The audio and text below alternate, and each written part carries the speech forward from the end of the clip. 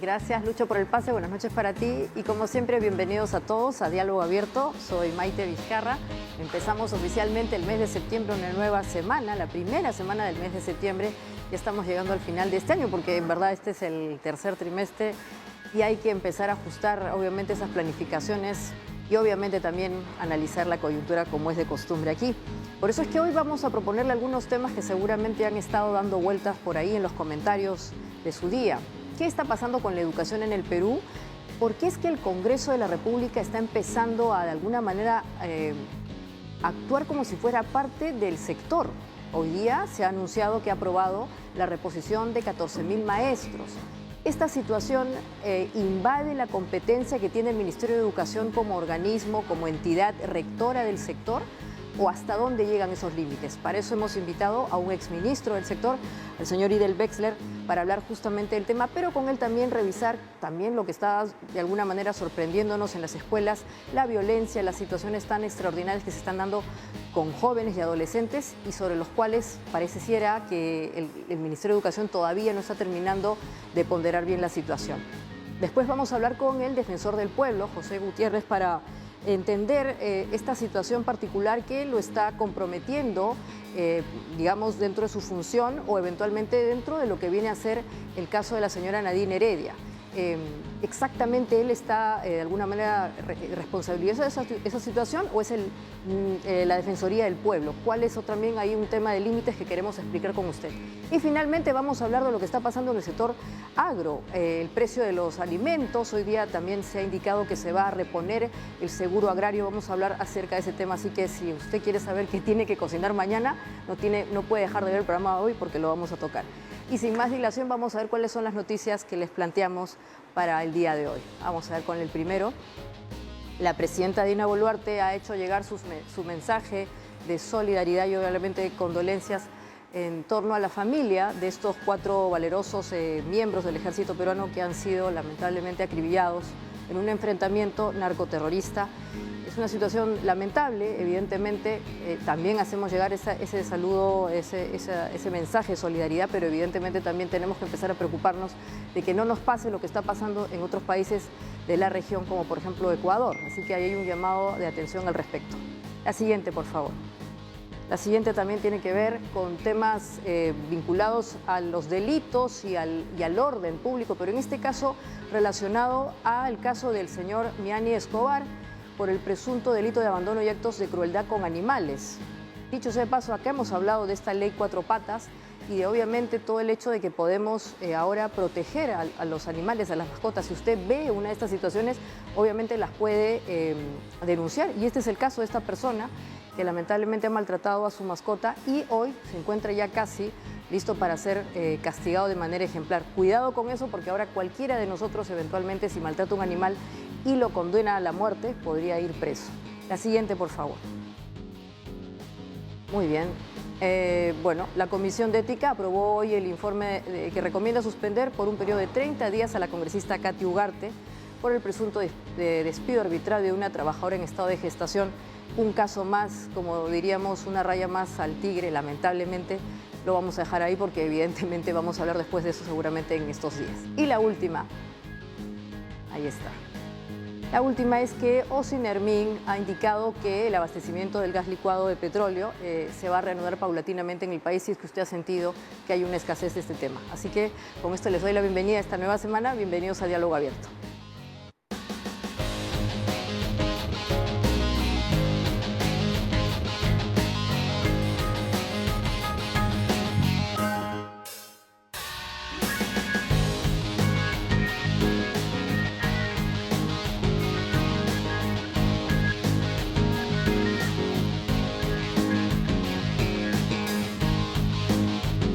Muy bien, como les he comentado, vamos a empezar hablando de educación.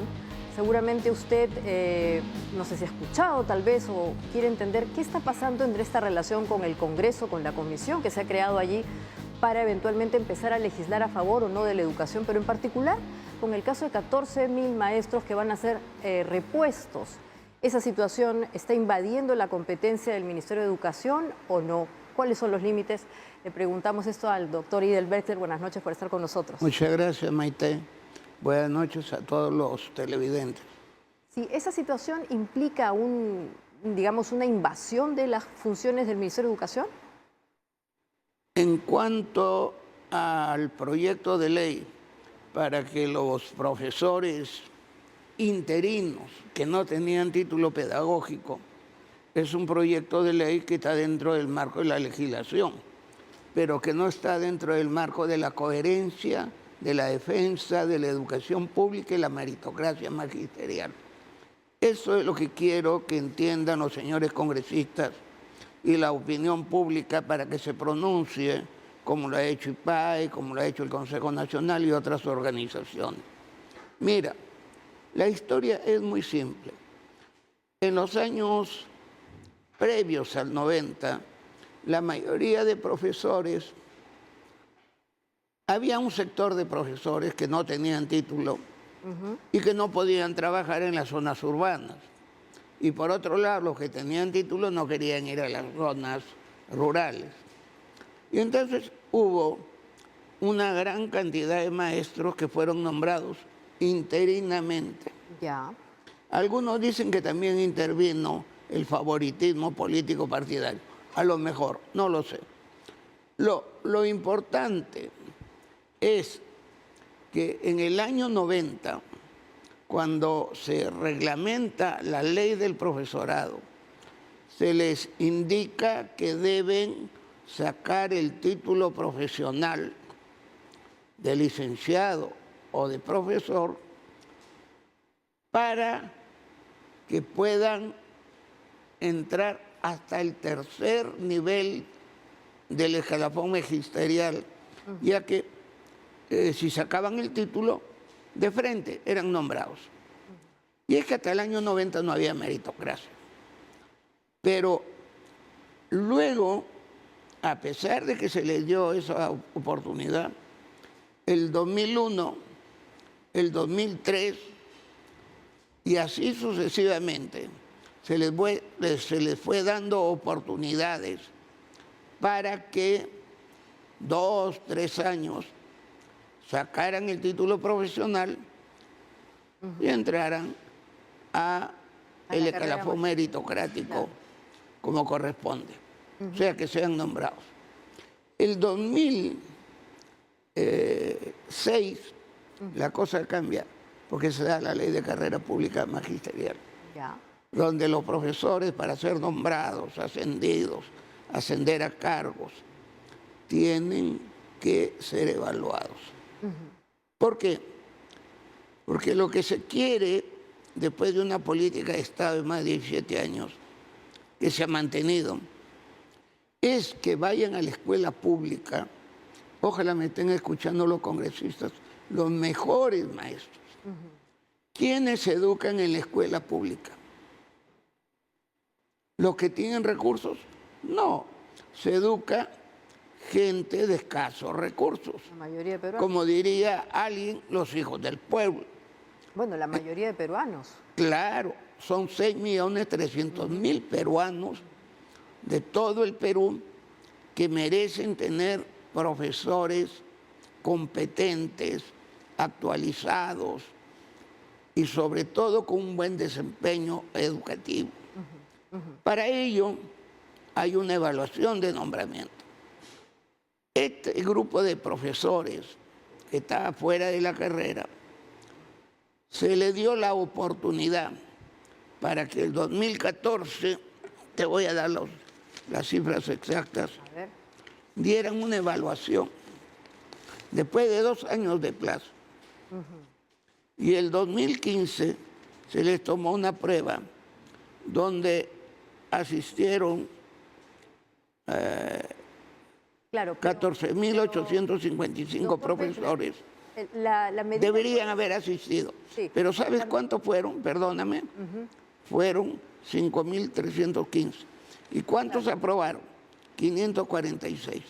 O sea, que 14.315 es lo que pretende favorecer el Congreso, lamentablemente, con este mal dado proyecto de ley. Eso es lo que queremos entender, o sea, que a estas personas se les dio la oportunidad de que regularicen su situación y que puedan entrar de manera adecuada a la carrera magisterial. No se pudo y ahora el Congreso ha definido que lo hagan de manera directa, o sea, de alguna manera los están reponiendo. La pregunta aquí concreta es, ¿por qué el Congreso hace esto? ¿Tiene la capacidad? Ahora, ¿qué va a pasar Eso con es esta lo ley? que no entiendo. Lo hacen con un criterio clientelista. Algunos, no creo que todos, porque son sorprendidos. Y yo me dirijo a ellos. ¿Ustedes quieren una buena educación pública? ¿Quieren, voy a usar un término muy popular, que muchos recordarán, quieren que los hijos del pueblo tengan a los mejores maestros? Yo creo que sí. Y entonces para ello tienen que ser nombrados, tienen que ascender, tienen que entrar a cargos directivos por evaluaciones. Mira, en este momento en que se quiere que 14,000 entren por la puerta falsa, hay 320,000 maestros que se presentaron al concurso. Claro. Y 120,000 están por dar la clase modelo, el currículo vitae y además una entrevista. ¿Qué le vas a decir a estos maestros Por supuesto. que están estudiando y preparándose cuando el Congreso quiere meter por la ventana a 14,000, a 10,000, no sé cuántos son? Segundo, Sí. permíteme terminar, Sí. hay concurso para ascensos. Acaban de ascender 49,535 docentes. De la segunda a la octava. ¿Qué le vas a decir a ellos? Tienes a directores, más de 40,000, que están siendo evaluados para acceder al cargo a través de la evaluación, de su hoja de vida, de sus méritos, de la entrevista personal. Y hay inscripción para profesores, para ascender en educación técnico-productiva y en educación básica regular. Cuando tú movilizas cerca de 220,000 maestros a través de la meritocracia para fortalecer la escuela pública, ¿qué hace el Congreso? Dice que entre por la ventana 14, 10,000. Claro. Y eso está mal. Y dice algo más, Maite. Sí. Dijo que todos aquellos que tuvieran 3 años de contratados entren también por la ventana. Claro. Yo espero que reconsideren esto. Exactamente, sobre la reconsideración, esta ley va a tener la oportunidad de ser revisada por el Ejecutivo y evidentemente ahí podría haber la oportunidad de corregir esto, ¿no? Porque estamos viendo que en este caso el Congreso estaría, como digo, ingresando en un ámbito que corresponde ya al Ejecutivo, ¿no es cierto? Bueno, cuando se dio el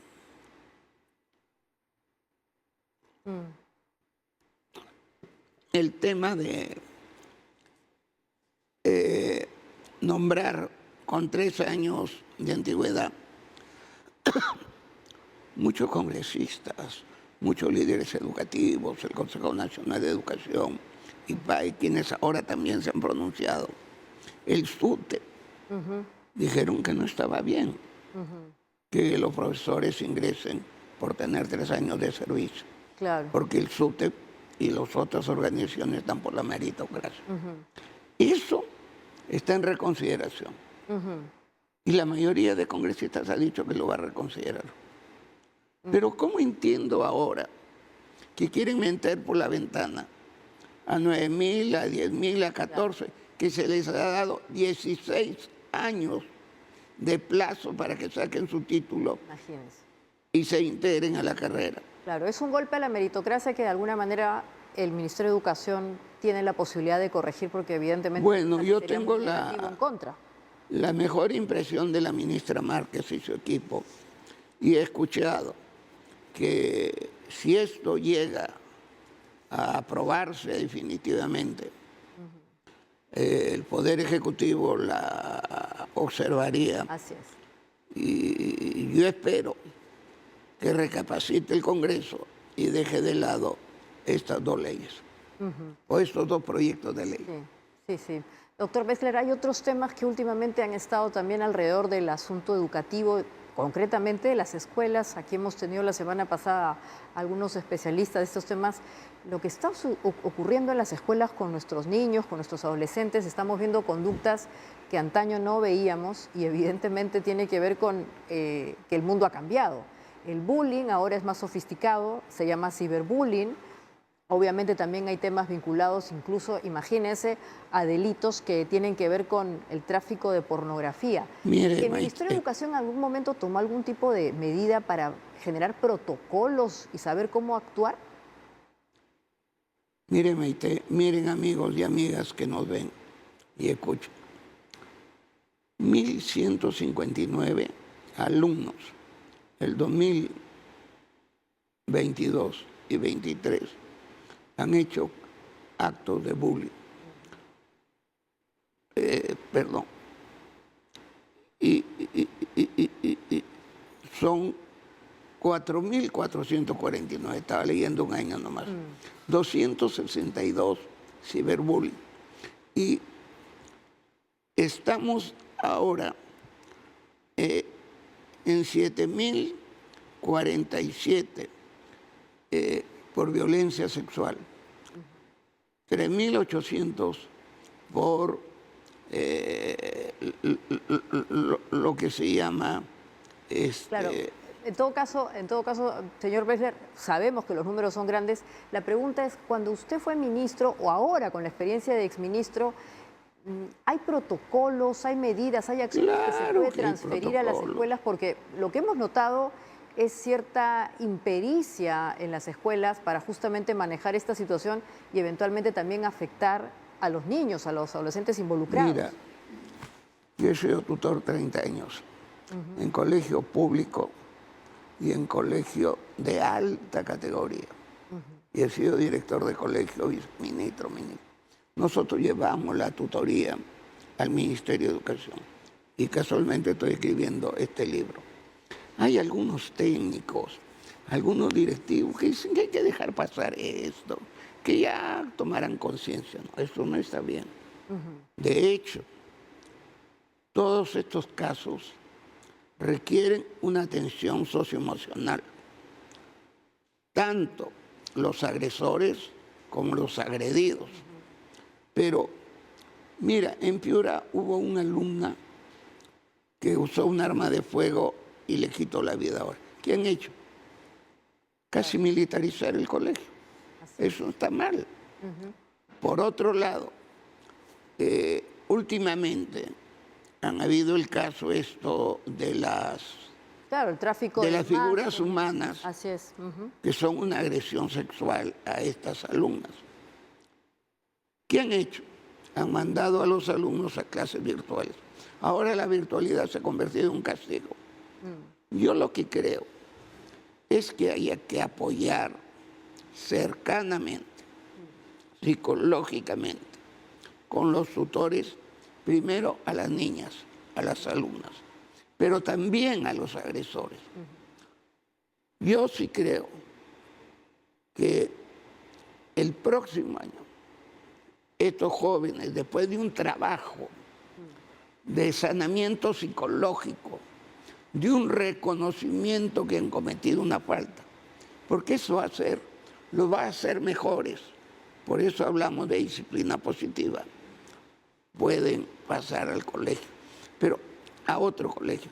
Pero la disciplina no es para destruir, es para reconocer que estas faltas no están bien y que si las cometiste y las asumes, no las vuelvas a cometer. Exactamente. Pero tú has dicho, hay técnicos, directores, en todo sitio. Exacto. Y dicen, no, están prohibidos para los alumnos. Está prohibido aplicar la disciplina. No la disciplina destructiva, no la disciplina descalificadora, pero sí la disciplina positiva y recuperadora. Totalmente de acuerdo, doctor Wexler. Hay que volver seguramente a los modos antiguos, pero obviamente ponderados, ¿no? Yo creo que en verdad es un gran reto hoy día educar, más aún cuando hay... Bueno, pero antes no había acompañamiento socioemocional.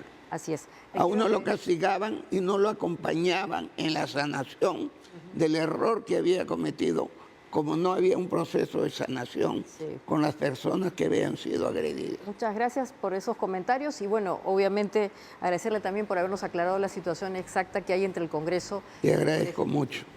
Muy bien, y después del corte vamos a volver con el defensor del pueblo para conocer exactamente cuál es el nivel de responsabilidad o de implicancia que hay con el caso mencionado, la situación de la señora Nadine Heredia y su derecho a la salud, que es lo que está en controversia. Ya volvemos en Diálogo Abierto.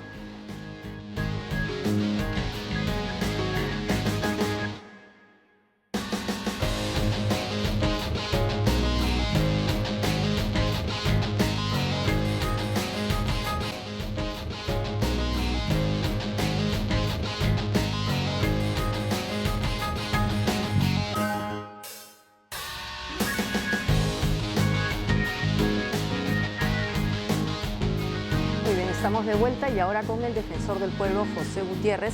Con él vamos a hablar de esta situación que está obviamente en toda la coyuntura que ha pasado entre la Defensoría del Pueblo, él mismo y el caso de la señora Nadine Heredia y su derecho a la salud, que es lo que justamente está en controversia. Buenas noches, defensor, muchas gracias por estar con nosotros. ¿Cómo está, Maite? Es un tema que en principio ya lo hemos dado por cerrado en la Defensoría. Hemos hecho una conferencia la semana pasada explicando la participación de la Defensoría, la connotación jurídica que eso implica.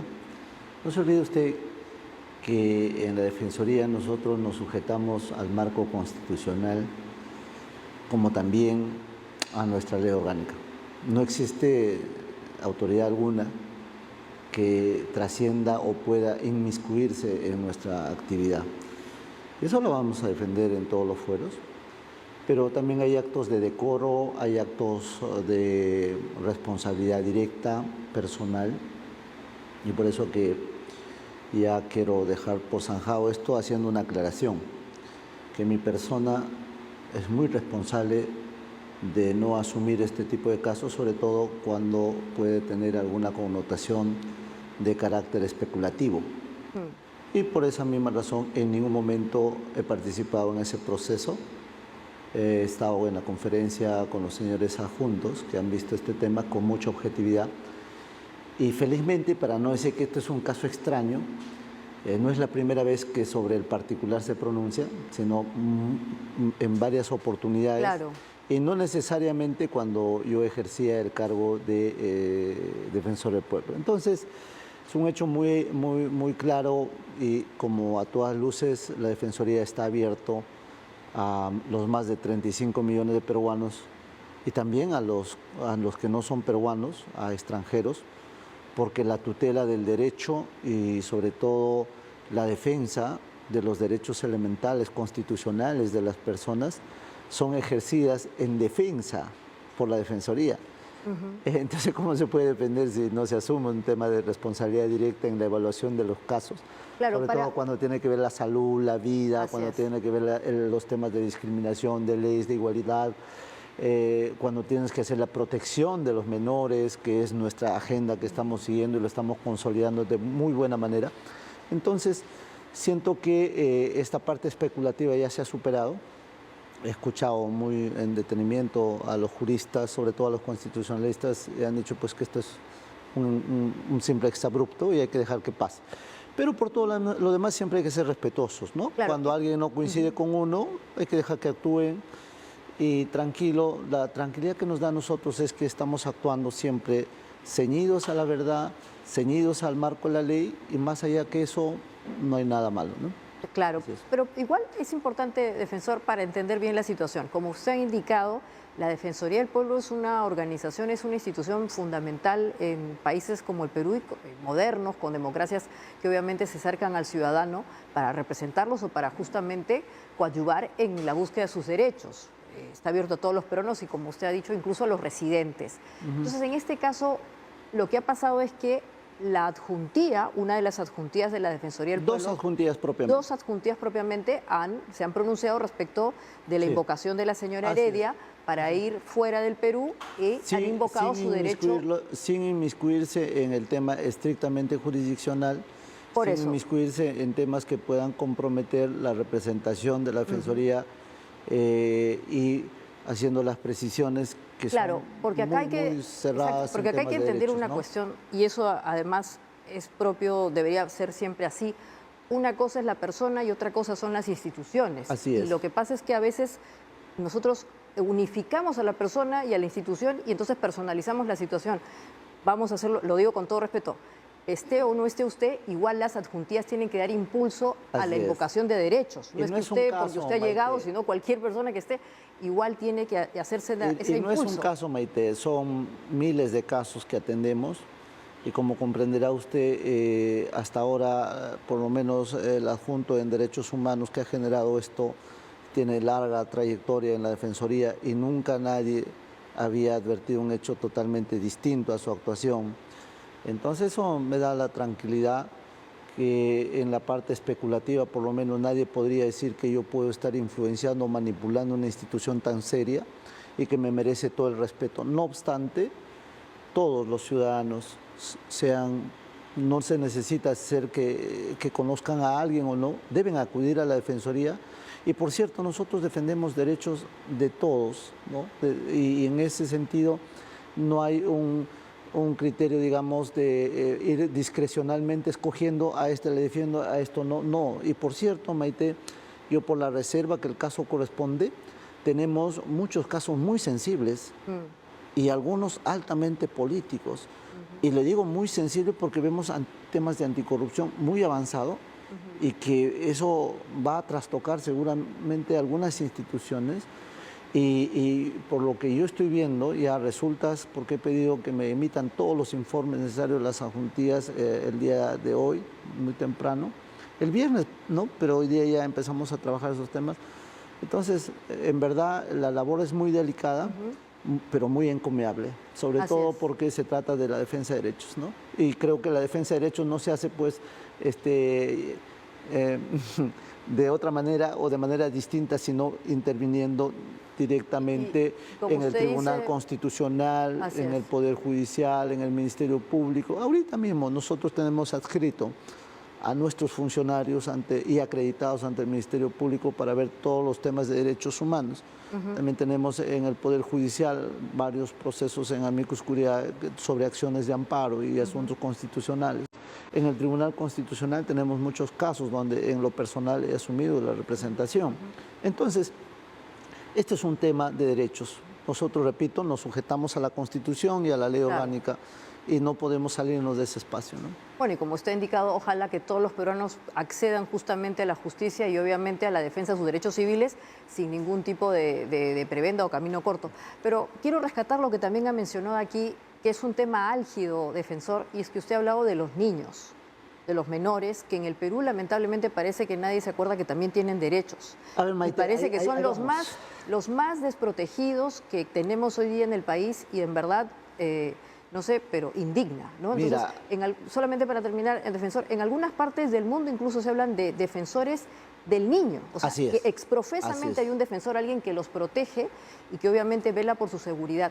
La Defensoría, además de toda la gama de temas que tiene, por ejemplo, y otros más, ¿se va a preocupar más de los derechos de los niños? Lo que hay que decir primero es a la teleaudiencia, el artículo 161, 162 de la Constitución define qué es la Defensoría. Y tiene dos formatos muy claros. Primero, la defensa de derechos, y ahí hablamos todo lo que significa derechos constitucionales de la persona, lo elemental, pero también de las comunidades, ¿no? Y eso es el primer bloque. Lo segundo, la supervisión de la administración estatal. ¿Eso qué implica? Que tenemos por un lado el sistema de fiscalización con el Congreso de la República, los consejos regionales, los consejos provinciales, distritales y también los centros poblados, con los regidores, consejeros y congresistas. Y tenemos por otro lado el sistema de control, que es el ente rector, Contraloría General de la República y las OSIs que están en cada una de las dependencias públicas. Pero de ahí viene otro gran sistema, que ahora voy a salir, y gracias por ese espacio, que es el sistema de supervisión. Nosotros vamos a entrar con todo.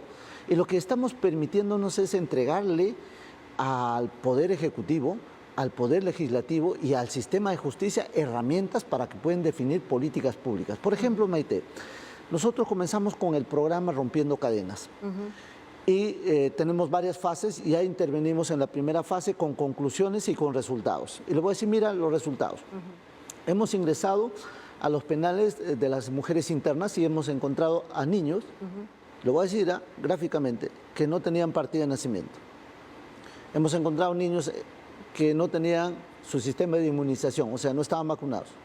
Hemos encontrado niños que simplemente están desnutridos, no tienen alimentación. Entonces, la primera pregunta es, ¿qué está haciendo el INPE? Y el INPE dice razonablemente que ellos no reciben recursos del Ministerio de Economía y Finanzas para atender a esos niños. Entonces, ¿cómo le dan las raciones? De la paila o de las gestiones que oficiosamente cada director del INPE y su presidente pueden hacer, buscar los mecanismos para poder saciar eso. Maite, estamos en pleno siglo XXI y eso no se puede permitir. Felizmente, después de la entrega de ese informe, el ministro de Salud ya intervino y el Ministerio de Justicia también de manera directa, y el INPE nos ha brindado todas las facilidades, y lo que ellos llamaban los niños invisibles ahora ya no son invisibles, porque hasta pediatra están ingresando a los penales para poder tratar a estos niños. Pero ahora estamos en la segunda fase. La segunda fase y la tercera, que lo voy a resumir, son la supervisión que estamos haciendo en los penales para los internos e internas. ¿Eso que nos va a permitir, Maite? Tener graficado la población altamente vulnerable, que son hijas e hijos, adolescentes, jóvenes, niños, niñas, de los internos, a quien el Estado tiene el deber de proteger, porque son personas o niños altamente vulnerables. Claro. En el momento que tengamos esa cobertura, y por eso quiero saludar, ¿no?, el gesto que recientemente, la semana pasada, el ministro de Justicia ha podido anunciar la creación de un programa para poder, digamos, todo lo que nosotros vamos a entregarle como resultado de nuestras acciones al interior de los penales, y ellos están desarrollando Cambiando Rumbos. Si bien de nosotros nuestro programa se llama Rompiendo Cadenas, ellos han sacado Cambiando Rumbos. Y me parece bien, y ojalá que la ministra de la Mujer también empiece ya a interactuar y potenciar, sobre todo las UPEs, las Unidades de Protección Especial, los CAR, que son los Centros de Atención a los Niños. El caso de Mila, Maite, yo quisiera que sea un caso nada más, que sea aislado nada más. Soñaría con eso, Maite. Pero hay que decirle al pueblo, no es un caso aislado. Así es. En muchas regiones de nuestro país, esto es un caso normalizado, es un caso normal. Claro, y como no llega, digamos, a escalar en el tema mediático, entonces no se le hace caso. Entonces la pregunta es, ¿dónde estamos nosotros, que somos el Estado, que tenemos el deber y la responsabilidad de cuidar de esos niños? ¿Dónde estamos? Exactamente, entonces, por eso ahí la viene pregunta. el tema de fondo, ¿no? Por eso la pregunta. Ahora, volvamos otra vez a la coyuntura, defensor, y bueno, los derechos humanos, hay siempre la controversia en torno a si el Perú debe estar o no en la Corte Interamericana de Derechos. Es un tema polémico. Ha aparecido hoy día, lamentablemente, la muerte de 4 miembros del ejército vinculados a un ataque narcoterrorista. ¿Qué podemos decir al respecto? Usted como defensor y en su gestión, esta situación es obviamente un tema que el Perú no ha podido todavía manejar de la mejor manera. Hay heridas y evidentemente ahora está incluso el pedido del señor Olay, justamente para tratar de que se reviertan, según él dice, condiciones carcelarias no adecuadas. ¿Cuál es su comentario al respecto? Mis condolencias con los miembros del glorioso ejército del Perú, y mis condolencias con los civiles que han podido fallecer también. Ha sido una balacera. Hoy estuve con el alcalde de Putis acá en Lima. Hemos estado hace 2 semanas en Putis visitando, y la verdad es que debemos expresar nuestra mayor condena de manera enérgica a esa lacra, que es una carga social bien difícil de superar, pero que lastimosamente avanza, hiere, daña y tiñe de sangre a nuestra familia. No sé qué debemos hacer, pero les digo, no hay nada mejor que trabajar cuando la situación es embrionaria, cuando se está gestando. Ahí debemos entrar con todo. Siento que en estos años de polarización política, quienes han avanzado más son estas economías ilegales producto del narcotráfico, donde está el terrorismo metido, ciertamente, donde ha avanzado más la minería ilegal, deforestando grandes bosques y con una afrenta clara al medio ambiente. Entonces, mire usted, el 2016 no llegaba ni a 30.000 hectáreas el cultivo de hoja de coca. Y naturalmente gran sector de esa hoja de coca era para el chaccheo de la zona altoandina y que no se debe condenar, eso claro. es ancestral. Pero hoy estamos superando, le puedo decir con categoría, los más de 100.000 hectáreas, más de 100.000 hectáreas. Y mucho de esa gente ya es exclusivamente para el tema del narcotráfico. Sí. Y ni siquiera ya son peruanos. Son extranjeros de otros países, claro, algunos vecinos. Y nos queda claro en ese caso, están ahí. En ese caso, defensor, que además el narcotráfico vinculado al terrorismo, que obviamente todavía está en el Perú, también tiene redes internacionales. Pero volviendo al tema del señor Polay, que obviamente abre otra vez este debate y esta herida, ¿no? O sea, hoy día hay incluso posiciones un poco tibias en relación a su situación. ¿Qué tiene que decirnos usted como defensor del pueblo? O sea, acá, ¿qué posiciones? O sea, él está indicando que no se le ha respetado medidas carcelarias, por eso justamente se ha admitido esa demanda. Ahí hay un proceso que va a empezar. Pero, ¿qué podríamos decir para pacificar? Es que si irían todos a la Corte Interamericana, pucha, nos quedamos sin dinero. Mire usted, es 400% la cantidad de hacinamiento que existe en el penal del Callao. O sea, donde debería estar uno, están 4. Literal. Sus condiciones, naturalmente, son infrahumanas.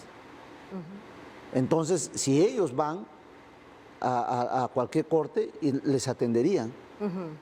Pero por eso el Tribunal Constitucional ha entregado un plazo razonable a efectos de que el Estado pueda reaccionar y empecemos a ver el proceso de deshacinamiento. Pero eso no limita a una conceptualización real de lo que pasó en el Perú en el 80 al 2000. Así es. Y estos sujetos que han causado dolor y lágrima no solamente merecen la condena de los tribunales jurisdiccionales, sino la condena moral de todos los peruanos, porque no solamente han enlutado a nuestras familias, sino han empobrecido a nuestro país. Y esas dos acciones de por sí merecen que nuestro Ministerio Público, porque es de todos los peruanos, si bien es cierto parte de la estructura del Estado, debe cumplir su rol de manera célere. Y me ha encantado que la Fiscalía ha emitido ya los pronunciamientos para que empiecen a hacerse todas las acciones en el órgano jurisdiccional. Y que sea la defensa del Estado peruano, porque él ha demandado al Estado peruano, que es lo que sí le puedo decir con categoría, ¿ya? Y creo que eso hace que algunos me tengan un poco no me tengan mucho cariño, por decirlo de otra manera. Hay personas que no han ejercido adecuadamente la defensa del Estado peruano. Y eso es la Procuraduría Pública de la Nación. Y no han ejercido adecuadamente, por eso es que hemos tenido que pagar a la señora Lori Berenson, por eso que hemos tenido que pagar a mucha gente de situaciones que nunca debieron haberse dado. Creo que la Corte Interamericana debe entender que el Perú ha estado postrado, humillado y hasta empobrecido por estas lacras sociales cuya ideología de violencia es condenable bajo todo punto de vista. Y esas condiciones de nuestra conducta como Defensoría tienen que adecuarse a la defensa de más de 35 millones de peruanos, porque nosotros sí creemos en la cultura de paz, porque nosotros sí creemos que nuestro país debe tener estabilidad social para crecer.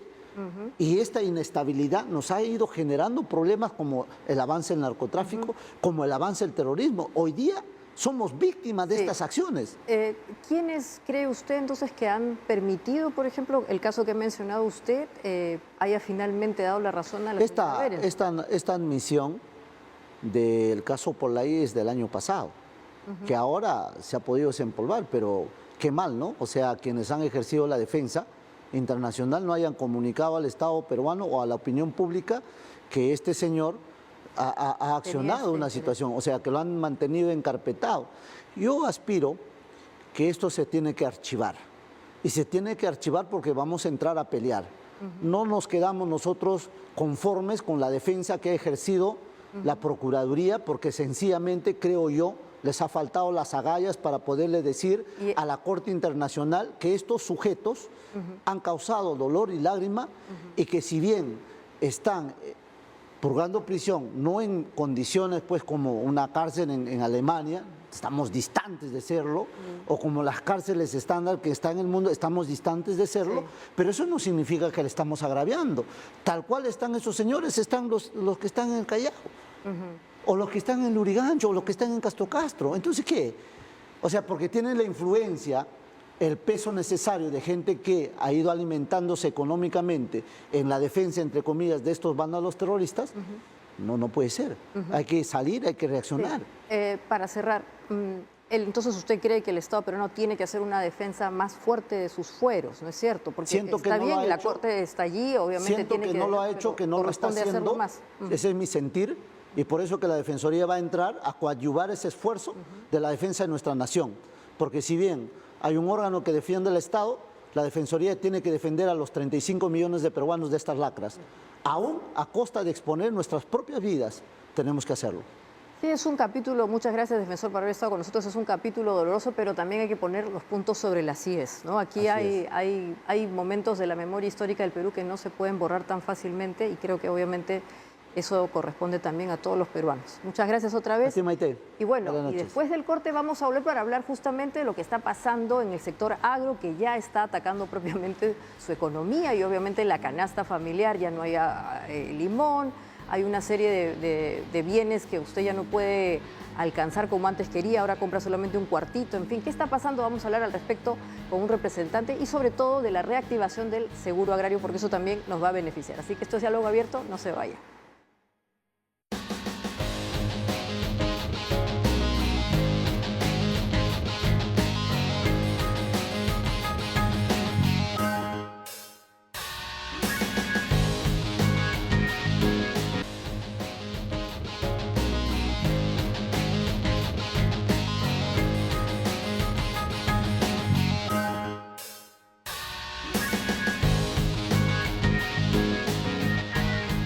Muy bien, vamos a hablar ahora con el señor Iván Mena. Él es director del Seguro y Financiamiento Agrario del Midagri. Buenas noches, muchas gracias por estar con nosotros, señor Mena. Muchas gracias.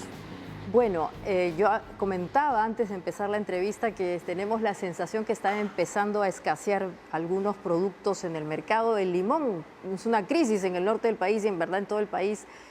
¿Qué otros productos vamos a empezar a ver que van a ir desapareciendo? Usted no sé si tiene la respuesta, pero en todo caso, ¿el seguro que se va a reactivar va a poder colaborar a que volvamos a ver estos productos en el mercado o no? Bueno, en primer lugar hay que tomar en cuenta que la principal, digamos, causa o mejora probablemente en los próximos meses de que haya más producción va a ser el clima, ¿no? Ya. Entonces ese es un factor que no lo vamos a poder controlar. Pero sin embargo hay ciertas herramientas y son las que tenemos desde la Dirección de Seguros y Fomento de Financiamiento Agrario del Ministerio de Desarrollo Agrario y Riego, van a colaborar a mitigar estos riesgos ambientales, ¿no? Entonces en ese caso tenemos el tema de los seguros agrarios y también el tema del financiamiento agrario. Exactamente. ¿Y cuántas personas, cuántos productores se van a beneficiar de la reactivación de este seguro? Porque lamentablemente, como usted dice, el tema climático nos ha impactado fuertemente y no hemos podido todavía ajustar su impacto, ¿no? Sí, mira, hay dos seguros específicamente que Midagri en este momento está lanzando, ¿no? Hay un seguro que es más de orden territorial, que es el seguro agrícola catastrófico, y este seguro pues brinda una compensación económica en el caso de que ocurriera algún desastre en las chacras, en los cultivos de los agricultores. Pero hay otro producto que ha sido recientemente lanzado, que es el seguro agropecuario cofinanciado. Ya. Este es un seguro que se contrata de manera individual, es voluntario y actualmente puede ser adquirido a través de algunos créditos agrícolas que tienen los agricultores en 5 entidades financieras.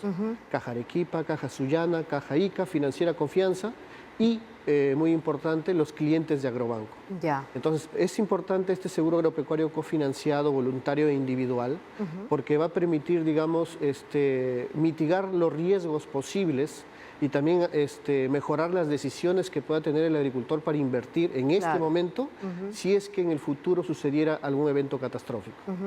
¿Y el seguro es en especies también? Recordemos que hubo una crisis de fertilizantes, ¿no es cierto? Y eventualmente podría volver a pasar. ¿Ese seguro también contempla la provisión de este tipo de bienes? Bueno, quizás te estás refiriendo al tema de los bonos. Así es. Sí tuvimos durante estos últimos 8 meses 3 bonos dentro del ministerio, ¿no? Fueron importantes, cumplieron su objetivo y dentro, digamos, de las conclusiones que podríamos tener son 681.000 productores por cerca de 800 millones de soles que fueron beneficiados con el Fertiabono 1, Fertiabono 2 y el bono sequía. Justamente el Fertiabono 2 acaba de terminar en el 31 de agosto, pero digamos significó una transferencia monetaria directa al agricultor para que pueda reactivar también su economía, en este caso relacionada al tema de los fertilizantes. Ajá, perfecto. Entonces, ¿el seguro se va a trasladar a nivel nacional a todos los productores agrícolas o hay un segmento específico por donde va a empezar su provisión? En el caso del seguro agrícola catastrófico, ese sí es nacional, es de orden territorial, está presente en los 24 departamentos, pero yo quisiera, digamos, aprovechar esta entrevista, el alcance que tiene TV Perú, principalmente en los productores del campo, los agricultores, que, digamos, estamos ahorita en una etapa previa a lo que en agricultura se llama la campaña grande. Ajá. Entonces, es en este momento en donde bastantes cultivos, principalmente en la costa, inician su proceso de siembra, ¿no? Entonces, yo quisiera aquí dar un mensaje para los agricultores, principalmente los que integran las juntas de usuarios de riego, para que puedan a través de su junta adquirir directamente este seguro agropecuario cofinanciado. Hemos estado en Tumbes recientemente, esta es una experiencia novedosa, es la primera vez que estamos saliendo como Estado peruano a promover este seguro y entonces el llamado es pues a la Junta de Usuarios de Riego para que puedan a través de sus socios adquirir este producto.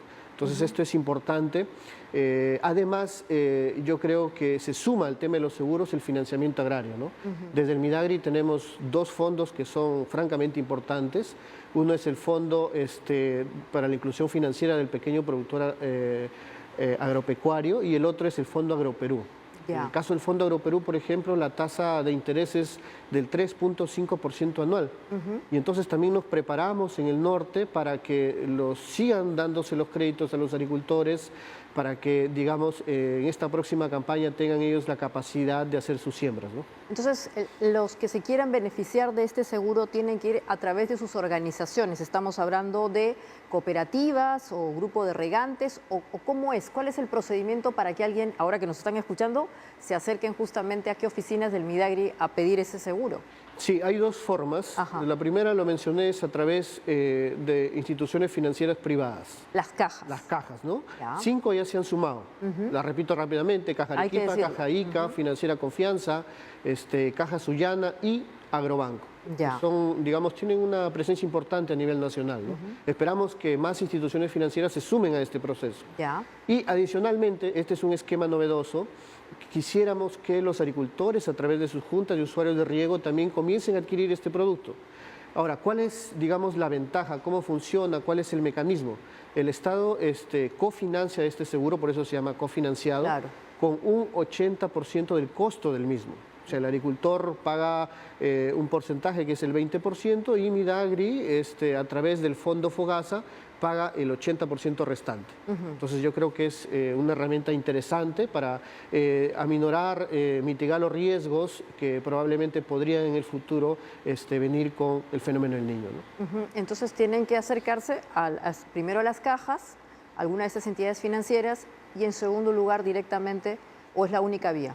Sí, en segundo lugar a través de las juntas de usuario de riego, ¿no? Entonces vamos a hacer un proceso de visita de norte a sur en el Perú, en las principales juntas de usuarios de riego, ¿no? Vamos a visitar la junta de usuarios de riego en Tumbes, vamos a visitar las que están en Piura, Lambayeque, Trujillo, Ica, Lima Provincias, Arequipa, y entonces en ese recorrido directamente con la junta de usuarios vamos a comenzar a promover este producto financiero. Doctor, señor Mena, perdón, ¿y cuál es la meta que tienen? O sea, ¿cuánto es el impacto que se espera tener del desembolso de estos cofinanciamientos, que es una ayuda que obviamente está dando el Estado? Más o menos, ¿cuál es el impacto? Mira, es una pregunta interesante porque este seguro agropecuario cofinanciado, de ser el caso en que el agricultor tenga pues una pérdida total, le permite cubrir el 100% de los costos de producción, los costos de inversión de su cultivo, ¿no? Según la materia asegurada que él haya llegado como acuerdo. Entonces, nosotros tenemos dentro del FOGASA un fondo determinado, en este momento de 10 millones de soles, que va a ser el recurso con el cual vamos a empezar. Creemos que esto nos permitiría más o menos llegar a un promedio de 16.000 productores. Ya. Y entonces hacer la primera experiencia, queremos ver cómo nos va en lo que queda de este año con este esquema, pero si es que hubiera la necesidad de incrementar el presupuesto para llegar a más productores, es decir, para alcanzar más de 16.000 productores, va a depender mucho de la demanda que tengamos de parte de los agricultores por este producto, ¿no? Fantástico. Entonces esto es una buena noticia porque, como usted está indicando, hay una situación climática que va a seguir afectando la agricultura y evidentemente también a las familias que ahora no saben cómo ir a comprar al mercado. Pero evidentemente también esto es una buena noticia, como digo, para que se reactive. Le agradezco mucho haber estado con nosotros y seguramente, ojalá hasta otra ocasión, que nos cuente obviamente cómo ha ido el desembolso de ese seguro. Sí, muchas gracias. Yo espero que próximamente tengamos noticias. Muy bien, perfecto. Y después de esta interesante entrevista, vamos a ir a un corte y ya volvemos.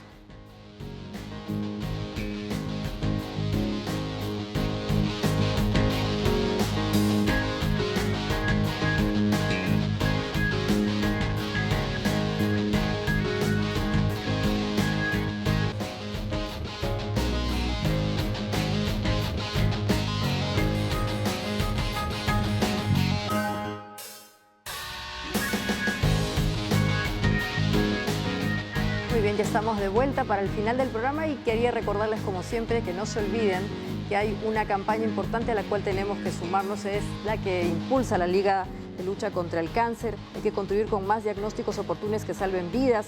Hasta el 30 de septiembre, yapea al 995-916-736 o ingresa a la ligacancer.org.pe y conoce todas las formas para donar. Sé parte de la gran hinchada contra el cáncer. Es una enfermedad que se puede controlar a tiempo. Y nos vamos con la imagen del día. Esto ha estado circulando en varias redes sociales. Supuestamente es la imagen de un meteorito en Turquía. Ahí vemos a un niño y aparece la luz.